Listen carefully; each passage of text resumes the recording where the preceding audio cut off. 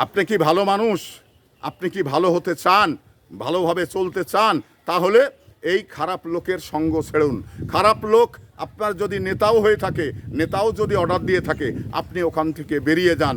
শাস্তি আপনাকে নিতে হবে, আপনার নেতা কখনো শাস্তি নেবে না।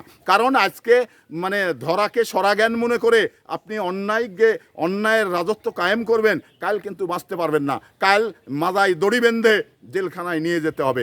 আজকে আওয়ামী লীগের পরিণতি যেটা হয়েছে, কালকে কিন্তু আপনারও এই পরিণতি সৃষ্টি হবে। তো তাই আপনি জনগণের মাল জনগণের কাছে পৌঁছিয়ে দিন, এটাই হবে আপনার কাজ।